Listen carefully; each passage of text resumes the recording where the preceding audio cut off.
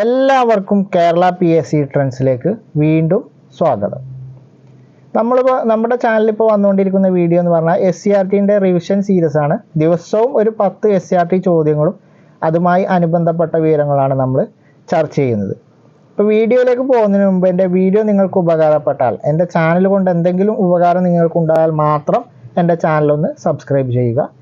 നമുക്ക് Telegram group ഉണ്ട്. Telegram group join ചെയ്യാൻ താല്പര്യമുള്ളവർ അതിൽ ജോയിൻ ചെയ്യുക.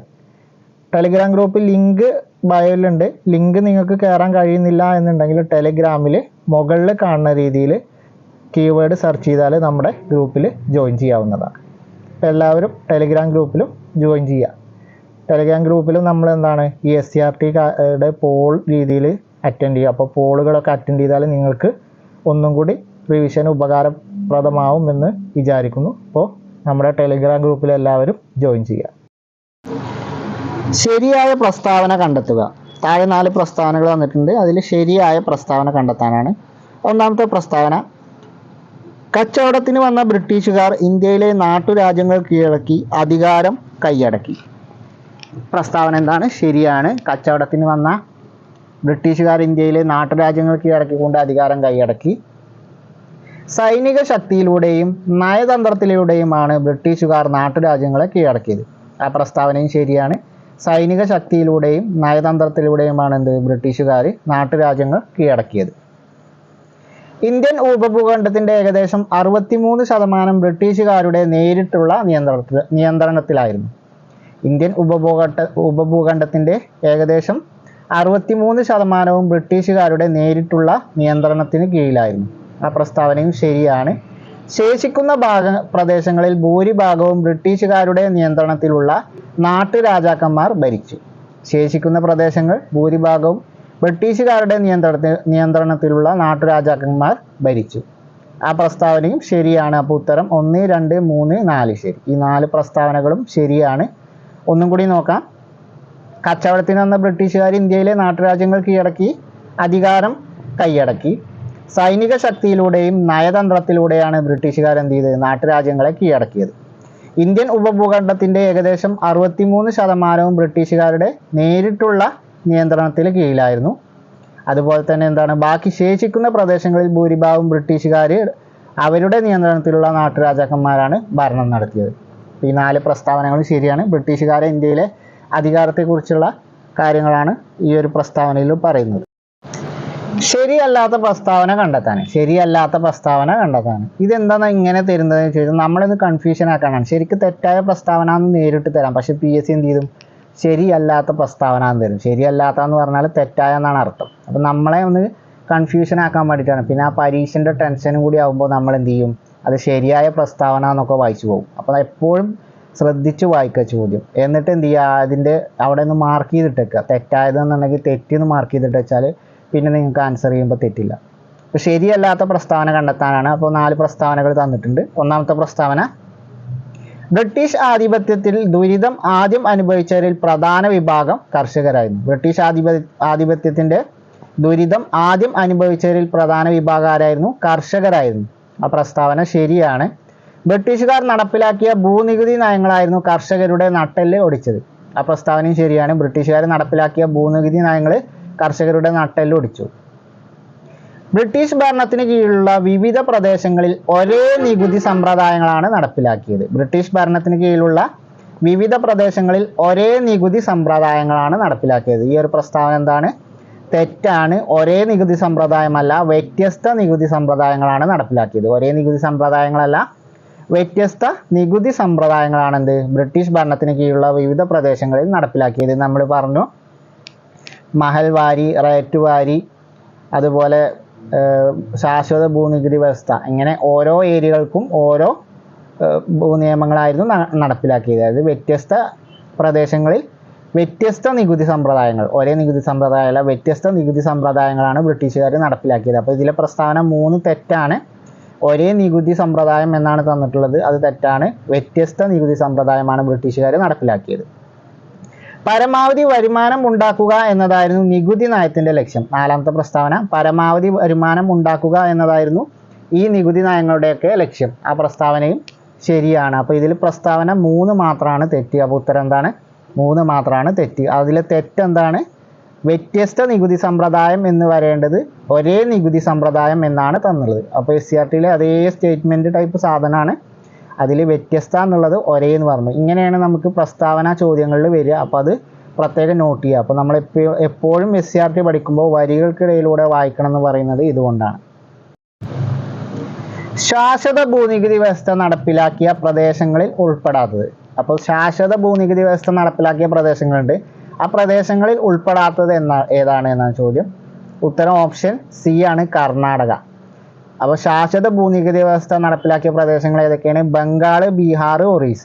ബംഗാൾ, ബീഹാർ, ഒറീസ എന്നീ സംസ്ഥാനങ്ങളിൽ അല്ലെങ്കിൽ ഈ ഭാഗങ്ങളിലായിരുന്നു ശാശ്വത ഭൂനികുതി വ്യവസ്ഥ നടപ്പിലാക്കിയ പ്രദേശങ്ങൾ. അപ്പോൾ ശാശ്വത ഭൂനികുതി വ്യവസ്ഥ നടപ്പിലാക്കിയ പ്രദേശങ്ങൾ എന്ന് പറയുന്നത് ബംഗാൾ, ബീഹാർ, ഒറീസ എന്നിവയായിരുന്നു. കർണാടക എന്ന് പറയുമ്പോൾ ദക്ഷിണേന്ത്യൻ സംസ്ഥാനമാണ്. ദക്ഷിണേന്ത്യൻ സംസ്ഥാനങ്ങളിൽ എന്താണ്? റയറ്റ് വാരി സിസ്റ്റമായിരുന്നു നടപ്പിലാക്കിയത്. അപ്പോൾ ശാശ്വത ഭൂനികുതി വ്യവസ്ഥ നടപ്പിലാക്കിയ പ്രദേശങ്ങൾ ഏതൊക്കെയാണ്? ബംഗാൾ, ബീഹാർ, കർണാടക. ബംഗാൾ, ബീഹാർ, ഒറീസ. BBO ബംഗാൾ, ബീഹാർ, ഒറീസ. ശാശ്വത ഭൂനികുതി വ്യവസ്ഥ BBO ബംഗാൾ, ബീഹാർ, ഒറീസ. അപ്പോൾ അത് നോട്ട് ചെയ്ത് വെക്കുക. കർണാടക എന്ന് പറയുമ്പോൾ ദക്ഷിണേന്ത്യൻ്റെ ഭാഗമാണ്. അവിടെ നടപ്പിലാക്കിയിരുന്ന വ്യവസ്ഥ എന്ന് പറയുന്നത് ഏതാണ്? റൈറ്റ് വാരി വ്യവസ്ഥയായിരുന്നു. ദക്ഷിണേന്ത്യൻ പ്രദേശങ്ങളിൽ നടപ്പാക്കിയ ഭൂനികുതി വ്യവസ്ഥ ഏതാണ്? ദക്ഷിണേന്ത്യൻ പ്രദേശങ്ങളിൽ നടപ്പിലാക്കിയ ഭൂനികുതി വ്യവസ്ഥ നമ്മളിപ്പോൾ ചർച്ച ചെയ്ത കാര്യമാണ്. റൈറ്റ് വാരി വ്യവസ്ഥയാണ് ദക്ഷിണേന്ത്യൻ ഭൂപ്രദേശങ്ങളിൽ നടപ്പിലാക്കിയ ഭൂനികുതി വ്യവസ്ഥ എന്ന് പറയുന്നത്. അപ്പോൾ ദക്ഷിണേന്ത്യൻ ഭൂപ്രദേശങ്ങളിൽ നടപ്പിലാക്കിയ ഭൂനികുതി വ്യവസ്ഥ ഏതാണ്? റൈറ്റ് വാരി വ്യവസ്ഥയാണ് ദക്ഷിണേന്ത്യൻ പ്രദേശങ്ങളിൽ നടപ്പിലാക്കിയ ഭൂനികുതി വ്യവസ്ഥ. അപ്പോൾ ഈ ദക്ഷിണേന്ത്യയിലെ സംസ്ഥാനങ്ങളുടെ പേര് നമുക്കറിയാലോ. ചില ക്വസ്റ്റ്യനിൽ ചിലപ്പോൾ സംസ്ഥാനങ്ങളുടെ പേര് തരും. അപ്പോൾ ദക്ഷിണേന്ത്യൻ ഭാഗത്തുള്ള സംസ്ഥാനങ്ങളാണെങ്കിൽ നിങ്ങളത് നോട്ട് ചെയ്യുക, അവിടെ റൈറ്റ് വാരി വ്യവസ്ഥയാണെന്ന്. അപ്പോൾ എന്താ പറയുക, ശാശ്വത ഭൂനികുതി വ്യവസ്ഥ നമ്മൾ പറഞ്ഞു BBO ബംഗാൾ, ബീഹാർ, ഒറീസ. ശാശ്വത ഭൂനികുതി വ്യവസ്ഥ ബംഗാൾ, ബീഹാർ, ഒറീസ. റൈറ്റ് വാരി എന്ന് പറയുന്നത് ദക്ഷിണേന്ത്യൻ പ്രദേശങ്ങളിൽ. ഇനി മഹൽവാരി വ്യവസ്ഥ എവിടെയാണ്? മഹൽവാരി വ്യവസ്ഥ നടപ്പിലാക്കിയ പ്രദേശം എന്ന് പറയുന്നത് വടക്ക് പടിഞ്ഞാറ് ഇന്ത്യയാണ്. വടക്കേ ഇന്ത്യയിലാണെന്ത് മഹൽവാരി വ്യവസ്ഥ നടപ്പിലാക്കിയത്. വടക്ക് പടിഞ്ഞാറൻ ഇന്ത്യയിൽ നടപ്പിലാക്കിയ ഭൂനികുതി വ്യവസ്ഥ നമ്മളിപ്പോൾ ചർച്ച ചെയ്ത കാര്യമാണ് മഹൽവാരി. വടക്ക് പടിഞ്ഞാറ് മഹൽവാരി. അപ്പോൾ വടക്ക് പടിഞ്ഞാറൻ ഇന്ത്യയിൽ നടപ്പിലാക്കിയ ഭൂനികുതി വ്യവസ്ഥ എന്ന് പറയുന്നത് മഹൽവാരിയാണ്. ദക്ഷിണേന്ത്യയിലാണെങ്കിൽ റൈറ്റ് വാരിയാണ്. BBO ബംഗാൾ, ബീഹാർ, ഒറീസ എന്നിവിടങ്ങളിൽ ശാശ്വത ഭൂനികുതി വ്യവസ്ഥ. BBOയിൽ ശാശ്വത ഭൂനികുതി വ്യവസ്ഥ, ദക്ഷിണേന്ത്യയിൽ റൈറ്റ് വാരി വ്യവസ്ഥ, വടക്ക് പടിഞ്ഞാറൻ ഇന്ത്യയിൽ മഹൽവാരി വ്യവസ്ഥ. ഈ മഹൽവാരി വ്യവസ്ഥ എന്ന് പറഞ്ഞാൽ എന്താണ്? ഓരോ ഗ്രാമത്തിനെയും ഓരോ മഹൽ എന്ന് പറഞ്ഞ ഗ്രാമമാണ്. അതിനെ കണക്കാക്കിയിട്ട് ഗ്രാമത്തലവന്മാരെ നികുതി പിരിക്കാൻ ഏൽപ്പിക്കുന്ന ഒരു സിസ്റ്റമാണ് എന്ത്? മഹൽവാരി വ്യവസ്ഥ. നമുക്കറിയാം ഇന്നിപ്പോൾ ഉത്തരേന്ത്യൻ ഭാഗങ്ങളിലൊക്കെ ഇപ്പോഴും എന്താണ് ഈ ഒരു സിസ്റ്റം ഉണ്ട്. അത് നികുതി പിരിക്കുന്ന സിസ്റ്റം അല്ല, ഗ്രാമത്തിലെ തലവൻ, ഗ്രാമമുഖ്യൻ, മെയിൻ ആളായിട്ടുള്ള ഒരു സിസ്റ്റം ഇപ്പോഴും ഉണ്ട്. അപ്പോൾ അത് കണക്ട് ചെയ്ത് വെച്ചാൽ മതി. ഉത്തരേന്ത്യൻ ഗ്രാമങ്ങളിൽ ഇപ്പോഴും ഗ്രാമത്തലവന്മാരുള്ള ആ ഒരു സിസ്റ്റം ഉണ്ട്. അപ്പോൾ അവിടെയാണ് എന്ത് നടപ്പിലാക്കിയത്? മഹൽവാരി വ്യവസ്ഥ. മഹൽവാരി എന്ന് പറയുമ്പോൾ അത് പിരിക്കുന്നത് ഗ്രാമത്തലവന്മാരാണ്. അപ്പോൾ അതങ്ങനെ കണക്ട് ചെയ്ത് വെച്ചാൽ മതി.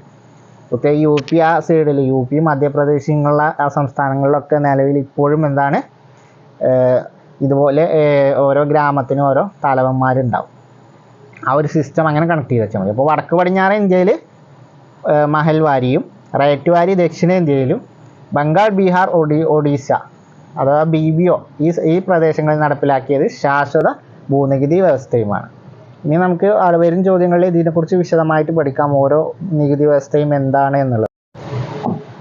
ശാശ്വത ഭൂനികുതി വ്യവസ്ഥയുടെ സവിശേഷതകളിൽ ഉൾപ്പെടാത്തത്. താഴെ തന്നിരിക്കുന്ന കാര്യങ്ങളിൽ ശാശ്വത ഭൂനികുതി വ്യവസ്ഥയുടെ സവിശേഷതകളിൽ ഉൾപ്പെടാത്തത് അല്ലെങ്കിൽ ശാശ്വത ഭൂനികുതി വ്യവസ്ഥയുമായി ബന്ധപ്പെട്ട് തെറ്റായ കാര്യം, അത് വേറൊരു രീതിയിൽ ചോദിച്ചു എന്നുള്ളൂ. അപ്പോൾ നമുക്ക് നോക്കാം. ശാശ്വത ഭൂനികുതിയുമായി ബന്ധപ്പെട്ട പ്രസ്താവനകൾ നോക്കാം. ഇത് SCRTയിലെ ബുള്ളറ്റ് പോയിന്റ് ടൈപ്പ് വന്ന ചോദ്യമാണ്. അപ്പോൾ സ്റ്റേറ്റ്മെൻറ്റിൽ പ്രതീക്ഷിക്കാവുന്ന ഒരു ഭാഗമാണ്. ബുള്ളറ്റ് പോയിന്റ് അതുപോലെ തന്നെ തരാൻ സാധ്യതയുള്ള ഒരു ഭാഗമാണ്.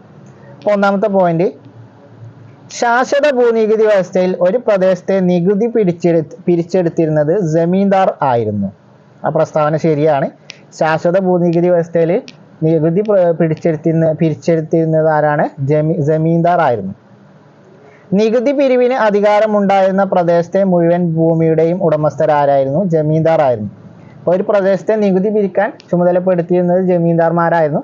അപ്പോൾ അവർ ആ നികുതി പിരിവിന് അധികാരം ഉണ്ടായിരുന്ന ആ പ്രദേശത്തെ മുഴുവൻ ഭൂമിയുടെയും അധികാരമാർക്കായിരുന്നു? ജമീന്ദാർമാർക്കായിരുന്നു. അവരായിരുന്നു അതിൻ്റെ ഉടമസ്ഥർ. ജമീന്ദാർമാർ ഭൂവുടമകളായതോടെ യഥാർത്ഥ കർഷകർ എന്ത് ചെയ്തു? കുടിയാന്മാരായി മാറി. ജമീന്ദാർമാർ ഭൂവുടമകളായപ്പോൾ അതോടുകൂടി എന്ത് ചെയ്തു? യഥാർത്ഥ കർഷകർ, അതായത് മണ്ണിൽ പണിയെടുക്കുന്ന കർഷകർ കുടിയാന്മാരായിട്ട് മാറി. അപ്പോൾ ഈ 3 പ്രസ്താവനകളും എന്താണ്? ശരിയാണ്. വിളവിൻ്റെ 50% വരെ കർഷകർ നികുതിയായി നൽകണമായിരുന്നു. വിളവിൻ്റെ 50% വരെ കർഷകർ നികുതിയായി നൽകണമായിരുന്നു. ഈ ഒരു പ്രസ്താവന തെറ്റാണ്. എന്താണ് ഇതിലുള്ള തെറ്റ് എന്ന് പറഞ്ഞാൽ 50% 60%. വിളവിൻ്റെ 60% വരെ കർഷകർ നികുതിയായി നൽകണമായിരുന്നു. വിളവ് മോശമായാലും നികുതി നൽകണമായിരുന്നു. ആ പ്രസ്താവന ശരിയാണ്. നിശ്ചിത തീയതിയിൽ നികുതി പണമായി നൽകണമായിരുന്നു. നിശ്ചിത തീയതിയിൽ നികുതി എന്ത് ചെയ്യണം? പണമായി തന്നെ നൽകണമായിരുന്നു. നേരത്തെ അത് ഉൽപ്പന്നമായി നൽകിയാൽ മതിയായിരുന്നു. എന്നാൽ നിലവിലെ ആ സിസ്റ്റം എന്താക്കി? പണമായി തന്നെ നൽകണം എന്നാക്കി. അപ്പോൾ ഈ ഒരു പണമായി തന്നെ നൽകണം എന്നുള്ള ഒരു പ്രസ്താവനയും നമുക്ക് തെറ്റിച്ചു വരാൻ സാധ്യത ഉണ്ട്. അതുപോലെ വിളവ് മോശമായാലും നികുതി നൽകണം എന്നുള്ളതും ഇതിൽ ഏത് ഭാഗവും നമുക്ക് തെറ്റിച്ചു തരാം. ഇപ്പോൾ ഇതിൽ തന്നെ വിളവിൻ്റെ 50% എന്ന് ഞാൻ തെറ്റിച്ചിട്ടു.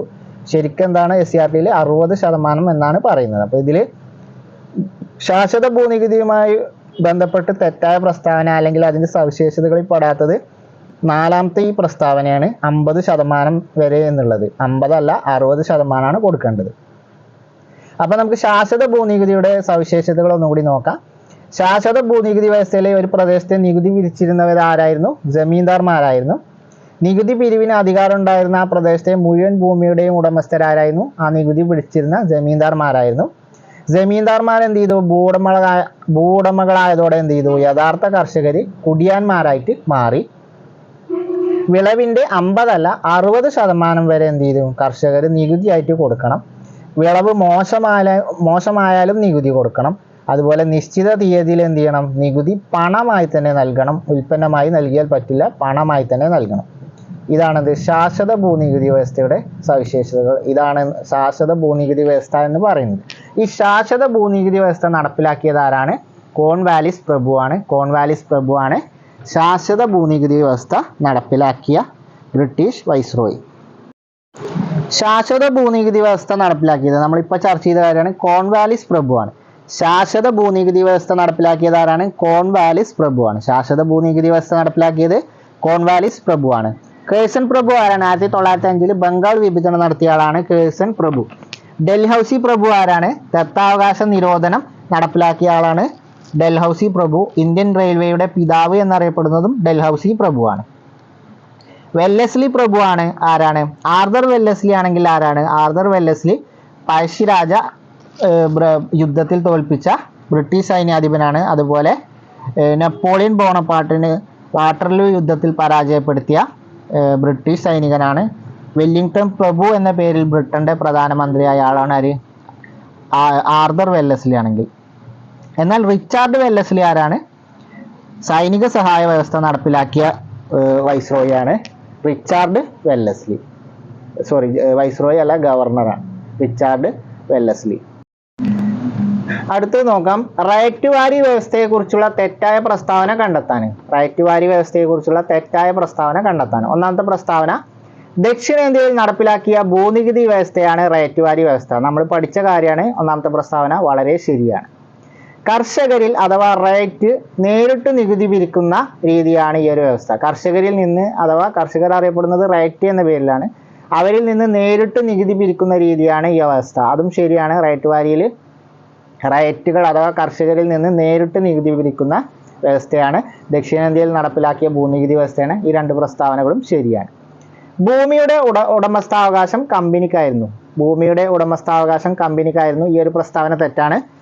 റൈറ്റ് വാരിയിൽ ഭൂമിയുടെ ഉടമസ്ഥാവകാശം കർഷകർക്ക് തന്നെയായിരുന്നു. പക്ഷെ അതിൻ്റെ ഗുണങ്ങളൊന്നും കർഷകർക്ക് ഉണ്ടായിരുന്നില്ല. അതിൻ്റെ കാരണം അടുത്ത പ്രസ്താവന നമുക്ക് വായിക്കാം. അപ്പോൾ ഭൂമിയുടെ ഉടമസ്ഥാവകാശം കമ്പനിക്കായിരുന്നു എന്നുള്ള പ്രസ്താവനയാണ് തെറ്റ്. റൈറ്റ് വാരിയിൽ ഭൂമിയുടെ ഉടമസ്ഥാവകാശം കർഷകർക്ക് തന്നെയായിരുന്നു. ശാശ്വത ഭൂനികുതി വ്യവസ്ഥയിലാണെങ്കിൽ ഭൂമിയുടെ അവകാശം ജമീന്ദാർമാർക്കായിരുന്നു. എന്നാൽ റൈറ്റ് വാരിയിൽ ഭൂമിയുടെ അവകാശം കർഷകർക്ക് തന്നെയായിരുന്നു. നാലാമത്തെ പ്രസ്താവന നോക്കാം. അമിതമായ നികുതി നിരക്ക് കർഷകരെ ദരിദ്രരാക്കി, നികുതി നിരക്ക് ഇടയ്ക്കിടെ വർദ്ധിപ്പിച്ചിരുന്നു. ആ പ്രസ്താവന ശരിയാണ്. അപ്പോൾ ഈ അമിതമായ നികുതി നിരക്കും അതുപോലെ നികുതി നിരക്ക് ഇടയ്ക്കിടെ വർദ്ധിപ്പിച്ചതും ഭൂമിയുടെ ഉടമസ്ഥാവകാശം കർഷകർക്കുണ്ടായിട്ടും അവരെ അത് ദരിദ്രരാക്കാനേ സഹായിച്ചോളൂ. റൈറ്റ് വാരി വ്യവസ്ഥ ദക്ഷിണേന്ത്യയിൽ നടപ്പിലാക്കി കർഷകരിൽ അഥവാ റൈറ്റിൽ നിന്ന് നേരിട്ട് നികുതി പിരിക്കുന്ന അവസ്ഥ, ഭൂമിയുടെ അവകാശം റൈറ്റ് അഥവാ കർഷകർക്ക്, അമിതമായ നികുതി നിരക്ക് കർഷകരെന്ത് ചെയ്തു, ദരിദ്രമാക്കി, പിന്നെ നികുതി ഇടയ്ക്കിടെ വർദ്ധിപ്പിക്കുകയും ചെയ്തിരുന്നു. ഇത് കർഷകരുടെ ജീവിതം എന്ത് ചെയ്തു, വളരെയധികം ദുരിതപൂർണമാക്കി. ഉടമസ്ഥാവകാശം ഭൂമിയിൽ ഉണ്ടെങ്കിൽ കൂടി ഈ ഒരു ഇടയ്ക്കിടെ നികുതി വർദ്ധിപ്പിക്കലും അതുപോലെ വളരെ ഉയർന്ന നികുതിയും കർഷകരുടെ ജീവിതം എന്ത് ചെയ്തു, കൂടുതൽ ദുരിതകരമാക്കുകയാണ് ചെയ്തത്. റൈറ്റ് വാരി വ്യവസ്ഥയെക്കുറിച്ചുള്ള കാര്യങ്ങളാണ് ഈ ഒരു 4 കാര്യം. അപ്പോൾ ഇതിൽ തെറ്റായ പ്രസ്താവന എന്ന് പറയുന്നത് മൂന്നാമത്തെ പ്രസ്താവനയാണ്. ഭൂമിയുടെ ഉടമസ്ഥാവകാശം കമ്പനിക്കായിരുന്നു എന്നുള്ള പ്രസ്താവനയാണ് തെറ്റ്. ഇതിൽ ഭൂമിയുടെ ഉടമസ്ഥാവകാശം കർഷകർക്ക് തന്നെ ആയിരുന്നു. മഹൽവാരി വ്യവസ്ഥയിൽ നികുതി പിരിച്ചിരുന്നത് ആരായിരുന്നു? മഹൽവാരി വ്യവസ്ഥയിൽ നികുതി പിരിച്ചിരുന്നത് ആരായിരുന്നു? ഓപ്ഷൻ സി ആണ്, ഗ്രാമത്തലവന്മാരാണ്. അപ്പം ഒരു ഗ്രാമത്തെ ഒരു മഹലായി കണ്ടിട്ട് ആ മഹലിൻ്റെ അതായത് മഹല് അല്ലെങ്കിൽ ആ ഗ്രാമത്തിൻ്റെ നേതാവ്, അതിൻ്റെ തലവനെ കൊണ്ടായിരുന്നു എന്ത് ആ പ്രദേശത്തെ നികുതി പിരിച്ചെടുത്തിരുന്നത്. അപ്പോൾ മഹൽവാരി വ്യവസ്ഥയിൽ നികുതി പിരിച്ചിരുന്നത് ആരായിരുന്നു? ഗ്രാമത്തലവന്മാരാണ്. ഗ്രാമത്തലവന്മാരായിരുന്നു മഹൽവാരി വ്യവസ്ഥയിൽ നികുതി പിരിച്ചിരുന്നത്. ജമീന്ദാർമാർ എവിടെയാണ്? ശാശ്വത ഭൂനികുതി വ്യവസ്ഥയിലാണ് ജമീന്ദാർമാർ നികുതി പിരിച്ചിരുന്നത്. അപ്പോൾ ഗ്രാമത്തലവന്മാർ നികുതി പിരിച്ചിരുന്ന ഭൂനികുതി വ്യവസ്ഥ എന്ന് പറയുന്നത് ഏതാണ്? മഹൽവാരി വ്യവസ്ഥയാണ്. വടക്ക് പടിഞ്ഞാറൻ ഇന്ത്യയിൽ നടപ്പിലാക്കിയ വ്യവസ്ഥയാണ് മഹൽവാരി വ്യവസ്ഥ. മഹൽ അഥവാ ഗ്രാമം, ഒരു മഹലിൽ അതിനൊരു ഗ്രാമത്തിനൊരു തലവനുണ്ട്, ആ ഗ്രാമത്തിൻ്റെ നികുതി ആ തലവൻ പിരിച്ചെടുക്കുക. ആ ഒരു സിസ്റ്റമായിരുന്നു മഹൽവാരി സിസ്റ്റം. അപ്പോൾ ഗ്രാമത്തലവന്മാരായിരുന്നു മഹൽവാരി വ്യവസ്ഥയിൽ നികുതി പിരിച്ചിരുന്നത്. ബ്രിട്ടീഷുകാരുടെ ഭരണകാലത്ത് കർഷകർ വിപണി ലക്ഷ്യമായി കൃഷി ചെയ്യാൻ നിർബന്ധിതരായി. അതുവരെ ഗ്രാമത്തിന്റെ ആവശ്യത്തിനും അവനവന്റെ ആവശ്യത്തിനുമായിരുന്നു കർഷകർ കൃഷി ചെയ്തിരുന്നത്. എന്നാൽ ബ്രിട്ടീഷുകാരുടെ ഭരണകാലത്ത് എന്ത് ചെയ്തു? കർഷകർ വിപണി ലക്ഷ്യമാക്കി കൃഷി ചെയ്യാൻ നിർബന്ധിതരായി, അല്ലെങ്കിൽ ബ്രിട്ടീഷുകാർ അവരെ അതിന് നിർബന്ധിതരാക്കി. ഭക്ഷ്യവിളകൾക്ക് പകരം നാണ്യവിളകൾ വൻതോതിൽ കൃഷി ചെയ്തു. അപ്പോൾ ഇവരെന്ത് ചെയ്തു? ഭക്ഷ്യവിളകൾക്ക് പകരം നാണ്യവിളകൾ വൻതോതിൽ കൃഷി ചെയ്തു. ഈ ഒരു മാറ്റം, അല്ലെങ്കിൽ ഭക്ഷ്യവിളകൾക്ക് പകരം നാണ്യവിളകൾ വൻതോതിൽ കൃഷി ചെയ്ത ഈ ഒരു മാറ്റം അറിയപ്പെടുന്നത് എന്താണ്? ഉത്തരം ഓപ്ഷൻ ബി ആണ്, കൃഷിയുടെ വാണിജ്യവൽക്കരണം. അപ്പോൾ കൃഷിയുടെ വാണിജ്യവൽക്കരണം എന്നറിയപ്പെടുന്നത് എന്താണ്? ഭക്ഷ്യവിളകൾക്ക് പകരം നാണ്യവിളകൾ വൻതോതിൽ കൃഷി ചെയ്യുന്ന ആ ഒരു സാഹചര്യത്തെയാണ് നമ്മൾ കൃഷിയുടെ വാണിജ്യവൽക്കരണം എന്ന് പറയുന്നത്. അപ്പോൾ ബ്രിട്ടീഷുകാരുടെ ഭരണകാലത്ത് കർഷകർ വിപണി ലക്ഷ്യമാക്കി കൃഷി ചെയ്യാൻ നിർബന്ധിതരായി. ഇങ്ങനെ വിപണി ലക്ഷ്യമാക്കി ഭക്ഷ്യവിളകൾക്ക് പകരം നാണ്യവിളകൾ വൻതോതിൽ കൃഷി ചെയ്യുന്ന ആ രീതിയെയാണ് കൃഷിയുടെ വാണിജ്യവൽക്കരണം എന്ന് പറയുന്നത്. അപ്പോൾ ബ്രിട്ടീഷുകാരുടെ എന്ത് ചെയ്തു? അതിന് മുമ്പൊക്കെ ആണെങ്കിൽ ആളുകൾ അവനവൻ്റെ ആവശ്യത്തിന് അല്ലെങ്കിൽ അവനവൻ്റെ ഗ്രാമത്തിൻ്റെ ആവശ്യത്തിനനുസരിച്ചുള്ള കൃഷിയായിരുന്നു ചെയ്തിരുന്നത്. അത് കാര്യമായിട്ട് ഭക്ഷ്യധാന്യങ്ങളായിരുന്നു കൃഷി ചെയ്തിരുന്നത്. എന്നാൽ ബ്രിട്ടീഷുകാർ അവരുടെ ഭരണകാലത്ത് കർഷകരെ വിപണി ലക്ഷ്യമാക്കിക്കൊണ്ട് നാണ്യവിളകൾ ചെയ്യാൻ നിർബന്ധിതരാക്കി. ഇങ്ങനെ ഭക്ഷ്യവിളകൾക്ക് പകരം നാണ്യവിളകൾ വൻതോതിൽ കൃഷി ചെയ്യുന്ന ഈ ഒരു മാറ്റം അറിയപ്പെടുന്നതാണ് എന്ത്? കൃഷിയുടെ വാണിജ്യവൽക്കരണം എന്ന്. കൃഷിയുടെ വാണിജ്യവൽക്കരണം എന്നാണ് ഈ ഒരു മാറ്റം അറിയപ്പെടുന്നത്. ഇനി നമുക്ക് ഈ കൃഷിയുടെ വാണിജ്യവൽക്കരണത്തിന്റെ ഭാഗമായി, അല്ലെങ്കിൽ കൃഷി വാണിജ്യവൽക്കരിച്ചപ്പോൾ നീലം കൂടുതലായി കൃഷി ചെയ്ത പ്രദേശങ്ങൾ ഏതൊക്കെയാണ്, അല്ലെങ്കിൽ നീലം കൃഷി കൂടുതലായി ചെയ്ത പ്രദേശങ്ങൾ ഏതൊക്കെയാണ്? ഓപ്ഷൻ സി ആണ്, ബംഗാൾ, ബീഹാർ. ഇനി നമുക്കുള്ള ചോദ്യങ്ങളൊക്കെ എന്താണ്? ഈ ഒരു കൃഷി വാണിജ്യവൽക്കരിച്ചപ്പോൾ ഓരോ കൃഷികളും കൂടുതലായി ചെയ്ത പ്രദേശങ്ങളാണ്. SCRT-യിൽ തന്നൊരു കോളാണ്. ഈ ഒരു കോളം ഞാനൊരു 6 ക്വസ്റ്റ്യൻ ആയിട്ട് ഇട്ടിരിക്കുകയാണ്. അപ്പോൾ ബ്രിട്ടീഷുകാർ കൃഷി വാണിജ്യവൽക്കരിച്ചപ്പോൾ നീലം കൂടുതലായി കൃഷി ചെയ്ത പ്രദേശങ്ങൾ ഏതൊക്കെയാണ്? ബംഗാളും ബീഹാറുമാണ്. BB, ബംഗാളും ബീഹാറുമാണ്. BBO നമ്മൾ നേരത്തെ പഠിച്ചു, ശാശ്വത ഭൂനികുതി വ്യവസ്ഥ. അപ്പോൾ ഏകദേശം ആ ശാശ്വത ഭൂനികുതി വ്യവസ്ഥ വ്യാപിപ്പിച്ച അല്ലെങ്കിൽ അത് നടപ്പിലാക്കിയ ആ പ്രദേശങ്ങളിൽ ഉൾപ്പെട്ട ബംഗാൾ, ബീഹാർ എന്നിവിടങ്ങളിലാണ് നീലം കൃഷി കൂടുതലായി വ്യാപിപ്പിച്ചത്. അതായത് കൃഷി വാണിജ്യവൽക്കരിച്ചപ്പോൾ നീലം കൃഷി കൂടുതലായി കൃഷി ചെയ്ത പ്രദേശങ്ങൾ എന്ന് പറയുന്നത് ബംഗാളും ബീഹാറുമാണ്. അങ്ങനെയാണെങ്കിൽ പരുത്തി കൂടുതലായി കൃഷി ചെയ്ത പ്രദേശങ്ങൾ ഏതൊക്കെയാണ്? ഈ വാണിജ്യവൽക്കരണത്തിന്റെ ഭാഗമായി പരുത്തി കൂടുതലായി കൃഷി ചെയ്ത പ്രദേശങ്ങളാണ് മഹാരാഷ്ട്രയും പഞ്ചാബും. ഇപ്പോൾ ബംഗാളിലും ബീഹാറിലും നീലം കൂടുതലായി കൃഷി ചെയ്തപ്പോൾ മഹാരാഷ്ട്രയിലും പഞ്ചാബിലും പരുത്തി കൂടുതലായി കൃഷി ചെയ്തു. മഹാരാഷ്ട്ര, പഞ്ചാബ് പരുത്തി കൂടുതലായി കൃഷി ചെയ്തു. ബംഗാൾ, ബീഹാർ നീലം കൂടുതലായിട്ട് കൃഷി ചെയ്തു. അപ്പോൾ കരിമ്പ് കൂടുതലായി കൃഷി ചെയ്ത പ്രദേശം ഏതാണ്? ഉത്തർപ്രദേശാണ്. ഉത്തർപ്രദേശിലാണ് കരിമ്പ് കൂടുതലായി കൃഷി ചെയ്തത്. അപ്പോൾ കൃഷിയുടെ വാണിജ്യവൽക്കരണത്തിന്റെ ഭാഗമായി കരിമ്പ് കൂടുതലായി കൃഷി ചെയ്ത പ്രദേശം എന്ന് പറയുന്നത് ഉത്തർപ്രദേശാണ്. ഇന്നും കരിമ്പ് കൃഷി ഏറ്റവും കൂടുതൽ ഉത്തർപ്രദേശിലാണ്. ഇന്ത്യയുടെ പഞ്ചസാര കിണ്ണം എന്നറിയപ്പെടുന്നതും ഉത്തർപ്രദേശാണ്. എന്നാൽ ലോകത്തിന്റെ പഞ്ചസാര കിണ്ണം എന്നറിയപ്പെടുന്നത് ക്യൂബയാണ്. ഇന്ത്യയുടെ പഞ്ചസാര കിണ്ണം എന്നറിയപ്പെടുന്നതും ഇന്ത്യയിൽ ഏറ്റവും കൂടുതൽ കരിമ്പ് ഉൽപ്പാദിപ്പിക്കുന്നതൊക്കെ എവിടെയാണ്? ഉത്തർപ്രദേശിലാണ്. അത് കഴിഞ്ഞാൽ രണ്ടാം സ്ഥാനമാണ് മഹാരാഷ്ട്രക്കുള്ളത്. ഉത്തർപ്രദേശും മഹാരാഷ്ട്രയാണ് എന്ത്? കരിമ്പ് ഉൽപ്പാദനത്തിൽ മുൻപന്തിയുള്ള സംസ്ഥാനങ്ങൾ. അപ്പോൾ ഈ കൃഷിയുടെ വാണിജ്യവൽക്കരണത്തിന്റെ ഭാഗമായി കരിമ്പ് കൂടുതൽ കൃഷി ചെയ്ത പ്രദേശം എന്ന് പറയുന്നത് ഉത്തർപ്രദേശാണ്. ഉത്തർപ്രദേശാണ്. അങ്ങനെയാണെങ്കിൽ തേയില കൂടുതലായി കൃഷി ചെയ്ത പ്രദേശം ഏതൊക്കെയാണ്? തേയില കൂടുതലായി കൃഷി ചെയ്തത് ആസാമിലും കേരളത്തിലാണ്. തേയില കൂടുതലായി കൃഷി ചെയ്തത് ആസാമിലും കേരളത്തിലാണ്. ഇന്നും ഇന്ത്യയിൽ കൂടുതൽ തേയില കൃഷി ചെയ്യുന്നത് ആസാം, കേരളം, അതുപോലെ തമിഴ്നാട് പ്രദേശങ്ങളിലാണ് ഇന്നും ഏറ്റവും കൂടുതൽ തേയില കൃഷി ചെയ്യുന്നത്. അതിൽ ഏറ്റവും കൂടുതൽ കൃഷി ചെയ്യുന്നത് ആസാമാണ്, പിന്നെ കേരളം, തമിഴ്നാട് എങ്ങനെയാണ്. അപ്പോൾ ബ്രിട്ടീഷുകാർ കൃഷി വാണിജ്യവൽക്കരിച്ചപ്പോൾ തേയില കൂടുതലായി കൃഷി ചെയ്ത പ്രദേശങ്ങൾ എന്ന് പറയുന്നത് ആസാമും കേരളമാണ്. അപ്പോൾ തേയില കൂടുതലായി കൃഷി ചെയ്ത പ്രദേശങ്ങൾ എന്ന് പറയുന്നത് ആസാമും കേരളമാണ്. നമ്മളെ കേരളത്തിൽ വയനാടും ഇടുക്കിയാണ് കൂടുതൽ തേയില കൃഷി ഉള്ളത്. കാരണം മലയുടെ സൈഡിലാണ് ഇത് കൂടുതൽ കൃഷി ഉണ്ടാകുക. തമിഴ്നാട്ടിലും ഇതുപോലെ ഉണ്ട്. നമ്മളെ കേരള ബോർഡിനോട് ചേർന്നൊക്കെ ഇതുപോലെ തേയില കൃഷി ഉണ്ട്. അപ്പോൾ ബ്രിട്ടീഷുകാർ കൃഷി വാണിജ്യവൽക്കരിച്ചപ്പോൾ തേയില കൂടുതലായി കൃഷി ചെയ്ത പ്രദേശങ്ങൾ എന്ന് പറയുന്നത് ആസാമും കേരളവുമാണ്. ആസാമും കേരളവുമാണ് എന്ത്? കൂടുതൽ തേയില കൃഷി ചെയ്ത പ്രദേശങ്ങൾ. അങ്ങനെയാണെങ്കിൽ ചണം കൂടുതലായി കൃഷി ചെയ്ത പ്രദേശം ഏതാണ്? ബംഗാളാണ്. അപ്പൊ ചണം കൂടുതലായി കൃഷി ചെയ്തത് ബംഗാളാണ്. അപ്പൊ ചണത്തിലും നീലത്തിലും കൂടുതൽ കൃഷി ചെയ്ത സ്ഥലം എന്ന് പറഞ്ഞാൽ ബംഗാളാണ്. നീലം ബംഗാളും ബീഹാറുമായിരുന്നു. ചണത്തിൽ ബംഗാൾ തന്നെയാണ്. ഉത്തർപ്രദേശിൽ എന്താണ്? കരിമ്പാണ് കൂടുതൽ കൃഷി ചെയ്തത്. ഉത്തർപ്രദേശിൽ കരിമ്പായിരുന്നു കൂടുതൽ കൃഷി. മഹാരാഷ്ട്രയിലും പഞ്ചാബിലും എന്താണ്? പരുത്തിയായിരുന്നു കൂടുതൽ കൃഷി ചെയ്തിരുന്നത്. അതുപോലെ ചണം ബംഗാള്, അതുപോലെ നീലം ബംഗാൾ, ബീഹാർ. പഞ്ചാബിൽ ഇനി എന്താണ്? ഗോതമ്പും പഞ്ചാബിലാണ്. അപ്പോൾ മഹാരാഷ്ട്രയിലും പഞ്ചാബിലും എന്ത് ചെയ്തു? പരുത്തി കൂടുതൽ കൃഷി ചെയ്തു. അതുപോലെ തന്നെ നമ്മുടെ ഗോതമ്പ് കൂടുതൽ കൃഷി ചെയ്തത് ഇനി എന്താണ്? പഞ്ചാബിലാണ്. അത് നമുക്ക് അടുത്ത ചോദ്യത്തിൽ പഠിക്കാനുള്ളതാണ്. ബ്രിട്ടീഷുകാർ കൃഷി വാണിജ്യവൽക്കരിച്ചപ്പോൾ ഗോതമ്പ് കൂടുതലായി കൃഷി ചെയ്ത പ്രദേശം പഞ്ചാബാണ്. അപ്പോൾ ഗോതമ്പ് കൂടുതൽ കൃഷി ചെയ്തത് പഞ്ചാബാണ്. ഇപ്പോൾ ബംഗാളിൽ കൂടുതൽ കൃഷി ചെയ്തത് എന്താണ്? ചണം കൂടുതൽ കൃഷി ചെയ്തത് ബംഗാളിലാണ്. അതേപോലെ നീലാണെങ്കിൽ ബംഗാളിലും ബീഹാറിലും നീലം കൂടുതൽ കൃഷി ചെയ്തു.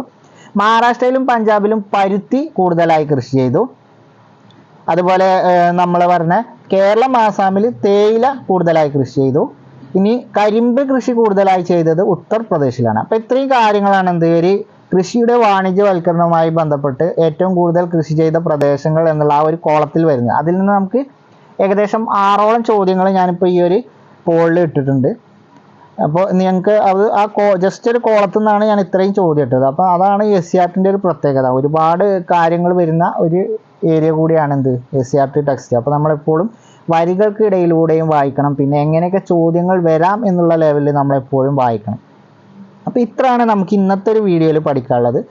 അടുത്ത വീഡിയോയിൽ അടുത്ത ദിവസം തന്നെ കുറച്ച് ചോദ്യങ്ങളായി കാണാം. അതുവരെ എല്ലാവർക്കും താങ്ക് യു.